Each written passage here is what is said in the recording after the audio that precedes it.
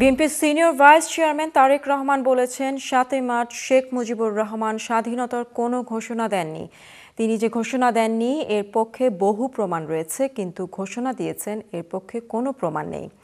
তারেক রহমান মঙ্গলবার দুপুরে ইস্ট লন্ডনে বাংলাদেশের প্রথম রাষ্ট্রপতি ও স্বাধীনতার ঘোষক জিয়া শীর্ষক সম্মেলনে এসব কথা বলেন। তিনি বলেন, আওয়ামী মিথ্যাচারকে যেমন রুখে দাঁড়াতে হবে, তেমনি বর্তমানের আন্দোলনের জন্য ত্যাগ ও কষ্ট স্বীকার করতে হবে। চিফ রিপোর্টার মোহাম্মদ জুবাইরের রিপোর্ট, ক্যামেরায় ছিলেন সুভাষ দাস। 111-এর নির্যাতনের শিকার হয়ে দীর্ঘ লন্ডনবাসের এই পর্যায়ে বিএনপির ভবিষ্যৎ এই শীর্ষ নেতা স্বল্প সময়ের ব্যবধানে জনসমক্ষে আসছেন। এবারের বক্তব্যে তিনি স্বাধীনতার ঘোষণা নিয়ে কয়েক দশক থেকে চলা বিতর্ককে আরও জোরালো করে তুললেন। নানা যুক্তির মাধ্যমে মরহুম রাষ্ট্রপতি এবং বিএনপির প্রতিষ্ঠাতা জিয়াউর রহমানকে দেশের প্রথম রাষ্ট্রপতি হিসেবেও দাবি করেন। মেজর জিয়াকে প্রথম রাষ্ট্রপতি হিসেবে পরিচিত করার বিষয়টি এই প্রথম লন্ডনে উপস্থাপিত হলো। বাংলাদেশেও এর আগে এমন দাবি করা হয়নি। আজকের এই ব্যানারটার দিকে দেখার জন্য একবার, ব্যানারটাতে লাল অক্ষরে কি লেখা আছে? স্বাধীন যে বাংলাদেশ আমাদের, এই বাংলাদেশের প্রথম এবং স্বাধীন সার্বভৌম বাংলাদেশের প্রথম রাষ্ট্রপতি ছিলেন আমাদের নেতা শহীদ রাষ্ট্রপতি জিয়াউর রহমান। তিনি বলেন, ওই সময়ে স্বাধীনতার ঘোষণা দেওয়া উচিত ছিল রাজনৈতিক নেতৃবৃন্দের, কিন্তু বাস্তবে তারা ব্যর্থ হয়েছিলেন। শহীদ রাষ্ট্রপতি জিয়াউর রহমান বাংলাদেশের প্রথম এবং সর্বপ্রথম রাষ্ট্রপতি, এটাই সত্য, এটাই ইতিহাস। উনি 1971 সালের মার্চ মাসে স্বাধীনতার ঘোষণা দিয়েছিলেন। এই যে বাংলাদেশ স্বাধীন, আমরা স্বাধীনতা যুদ্ধে ঝাঁপিয়ে পড়লাম, আজকে থেকে আমাদের দেশ স্বাধীন। এই ঘোষণাটা দেওয়ার কথা ছিল, দেওয়ার দরকার ছিল, দেওয়া উচিত ছিল তৎকালীন যে সকল রাজনৈতিক নেতৃবৃন্দ ছিল তাদের।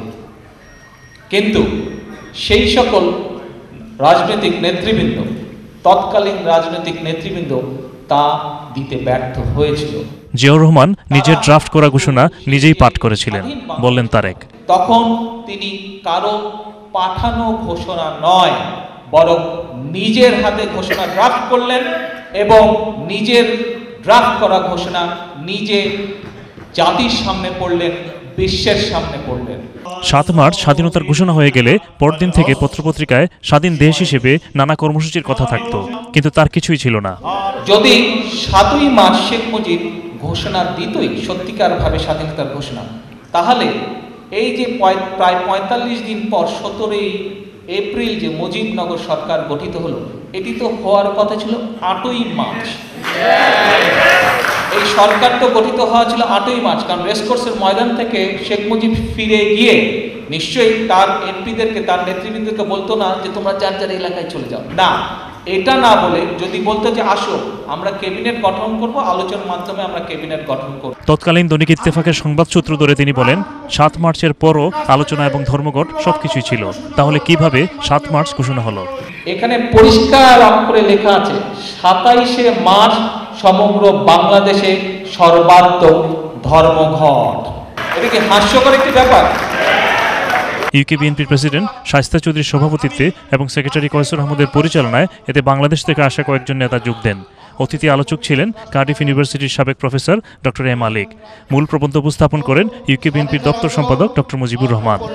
এদিকে তারেক রহমান সাম্প্রতিক বিষয়ে কোনো নির্দেশনা না দিলেও বক্তব্যের শেষ দিকে নেতাকর্মীদের আরও বেশি কষ্ট এবং ত্যাগের জন্য প্রস্তুত থাকার আহ্বান জানান।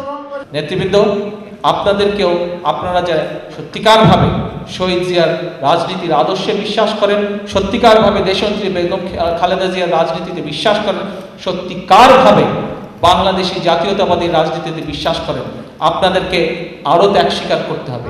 নিউহামের রয়্যাল রিজেন্সি হলে এই অনুষ্ঠানে সারা দেশ থেকে আসা বিএনপি নেতৃবৃন্দ ছাড়াও যুবদল, ছাত্রদল, মহিলা দলের নেতারা অংশ নেন।